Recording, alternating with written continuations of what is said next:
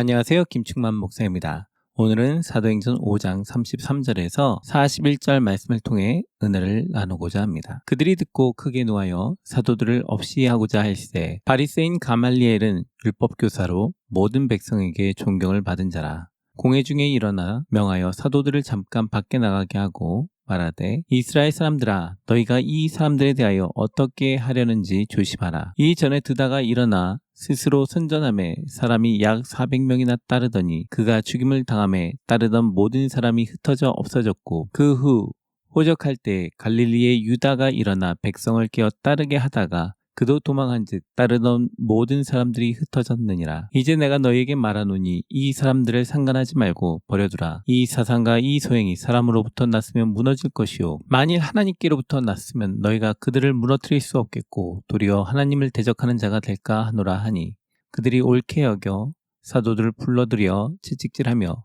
예수의 이름으로 말하는 것을 금하고 놓으니 사도들은 그 이름을 위하여 능욕받는 일에 합당한 자로 여기심을 기뻐하면서 공회 앞을 떠나니라. 그들이 날마다 성전에 있든지 집에 있든지 예수는 그리스도라고 가르치기와 전도하기를 그치지 아니하니라. 33절 그들이 듣고 크게 노하여 사도들을 없이 하고자 할세 이들은 예수님을 죽였었습니다. 자신들의 힘으로 죽일 수가 없으니까 로마의 권력을 빌려서 예수님을 죽였습니다. 그리고 얼마 되지 않아 예수님과 같은 기적들을 사도들이 행하는 것을 보고 그들을 시기하여 그들에게 모든 백성들의 인기가 집중되는 것을 보고 그들을 제거하고자 하였습니다. 그래서 이들은 매우 화가 났던 것입니다. 34절 바리새인 가말리엘은 율법교사로 모든 백성에게 존경을 받는 자라. 공회 중에 일어나 명하여 사도들을 잠깐 밖에 나가게 하고 현대에도 유명한 랍비가 돌아가시니까 수많은 유대인들이 코로나임에도 불구하고 몰려오는 것을 볼 수가 있습니다. 이때 당시에 이 가말리엘이라는 율법 교사는 유대 교사회에서 매우 큰 영향력을 끼치는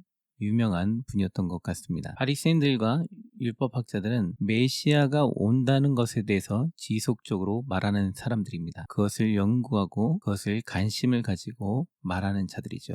35절 말하되 이스라엘 사람들아 너희가 이 사람들에 대하여 어떻게 하려는지 조심하라. 지금 예수님은 십자가에 못 박은 지 얼마 안 됐고 예수님의 제자를 통해서 안진뱅이가 일어났고 옥에 가두었는데 옥문에서 나와 복음을 전하고 있습니다. 또 잡아들였고 사람들은 지금 이 사안을 쳐다보고 있는 중입니다. 만약 이런 상황에서 제자들을 처형한다면 분명히 민심이 어수선하고 매우 분열된 현상이 나타날 것입니다. 지금 가말리엘은 제자들을 생각해서 이야기하는 것이 아니라 자신의 입장, 자신의 공동체, 권력의 유지를 위해서 생각하여 말하는 것입니다. 36절에 이전에 드다가 일어나 스스로 선전함에 사람이 약 400명이나 따르더니 그가 죽임을 당함에 따르던 모든 사람들이 흩어졌고 37절 그 후 호적할 때에 갈릴리의 유다가 일어나 백성을 깨어 따르게 하다가 그도 망한즉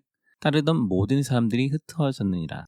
예수님도 죽었고 지금 제자들만 남았는데 아직 그 힘이 조금 남아서 저러는 것이니 그냥 놔두는 게 좋지 않겠느냐라는 것이겠죠. 사도들은 예수 그리스도가 구약에 예언됐던 메시아이다라고 계속 이야기를 하고 있는데 율법학자인 랍비는 메시아가 온다고 가르치는 랍비는 온다는 것을 가리키지만 오는 것에 대해 관심이 없습니다. 오신 분에 대한 관심도 없습니다. 찾으려 하지도 않습니다. 단지 자신들이 권력을 유지하고 민심을 수습하여 자신들에게 집중하길 원했던 것이죠. 어떻게 보면 이것마저도 하나님께서 이용하셔서 제자들을 보호하는 도구로 사용하셨는지도 모르겠습니다. 38절 이제 내가 너에게 말하노니 이 사람들을 상관하지 말고 버려두라.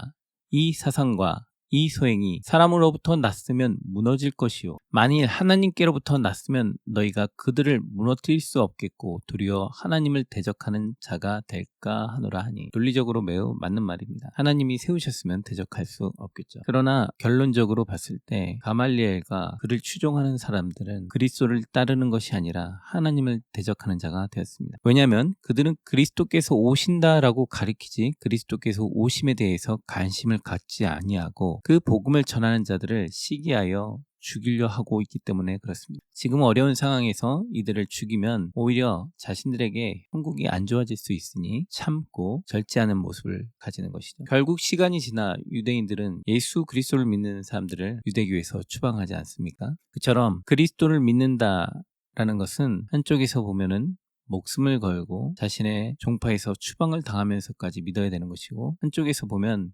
그리스도를 안 믿는 것은 자신의 이득과 유익을 위해 모든 것을 합리화하며 세상을 이용하고 세상의 지식과 법도를 이용하며 자신들의 권력을 유지하려고 하는데 사용한다라는 것입니다. 40절, 그들이 옳게 여겨 사도들을 불러들여 채찍질하며 예수의 이름으로 말하는 것을 금하고 놓으니, 가말리엘을 추종하는 사람들이 가말리엘의 말을 들어보니까 그 말이 자신들에게 정치적으로 매우 도움이 된다라고 생각을 한 것이죠. 유대인들은 사람을 죽일 권한이 없다고 생각을 하였기 때문에 찍찍하고 그들을 놓기로 합니다. 41절, 사도들은 그 이름을 위하여 능욕받는 일에 합당한 자로 여기심을 기뻐하면서 공회 앞을 떠나니라. 신기하지 않습니까? 그리스도를 위해서, 자신의 죽은 스승을 위해서 채찍질을 당하고 맞고 나가는 것을 기뻐하는 사람들, 세상이 보면 미쳤다 할 것입니다. 제정신이 아니다라고 하고. 그런데 그리스도이신 하나님을, 메시아이심을 만난 이들의 기쁨으로 만들어 준 것입니다. 인생을 살아보니 허무하고 공허하고 어둡지 않습니까?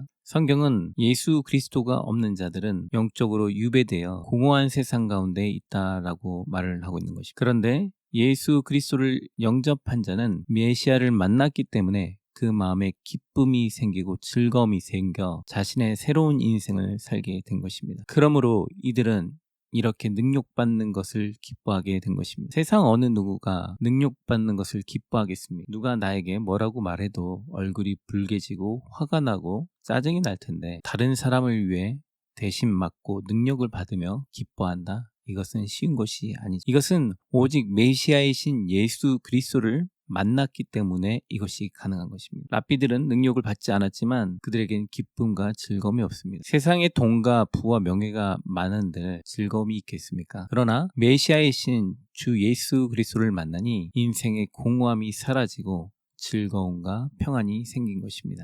42절, 그들이 날마다 성전에 있든지 집에 있든지 예수를 그리스도라고 가르치기와 전도하기를 그치지 아니하니라. 예수 그리스도께서 하나님이심을 어느 곳을 가든지 말을 하고 있다라는 것이. 사실 저도 크면서 어려서부터 전도를 교회 다니세요라고만 배우다 보니 아직도 그것이 입에 있는 것을 느끼게 됩니다. 그런데 오늘 본문은 교회를 다니세요라가 아니라 예수는 하나님의 아들이시고 우리의 구원자이십니다 라고 이곳저곳에 가서 복음을 전하였다라는 것입니다. 우리의 공허한 인생 가운데, 힘들고 지친 인생 가운데 즐겁고 희망이 되시는 분은 오직 우리의 구원자이신 예수 그리스도이시다라는 것을 전했다라는 것이죠. 예수 그리스도가 없는 인생은 유배지에 끌려간 것처럼 마음에 공허함과 슬픔과 고뇌와 걱정과 염려가 가득 차 있는 것입니다. 그래서 수고와 고통과 즐거가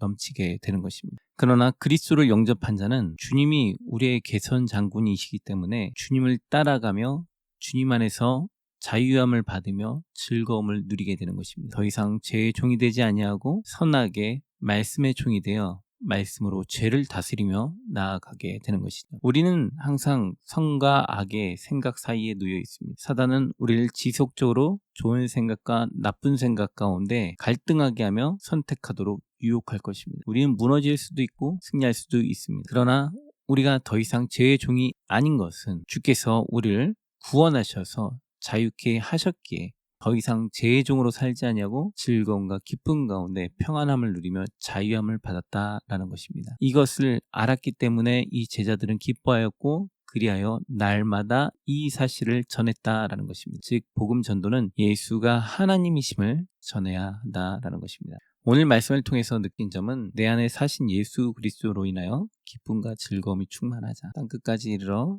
주님이 하나님이심을 전하자. 나 자신의 유익과 이익을 위해 집중하는 사람이 되어 구원자가 오십니다라고 말만 전하는 것이 아니라 오신 분이 누구인지 찾고 믿는 자가 되자. 나도 또한 이 랍비들처럼 예수님이 누구십니다 말만 하고 그분을 찾지 않고 믿지 않는다면 이들과 똑같은 삶을 살 수 있다 라는 것을 느끼고 깨닫게 되었습니다. 오늘 하루도 주님 안에서 성령 충만하시고 행복한 하루 되십시오. 감사합니다. 함께 은혜를 나눌 수 있어서 감사합니다. 말씀을 들으시고 각자 느끼신 바가 있으시다면 그것을 댓글로 달아주시면 다른 성도분들도 함께 도전받고 위로받을 수 있을 것 같습니다. 구독과 알람 설정을 통해 함께 말씀을 나누길 소망합니다. 또한 다른 분들에게도 공유해 주셔서 함께 신앙 안에서 성장했으면 좋겠습니다. 감사합니다.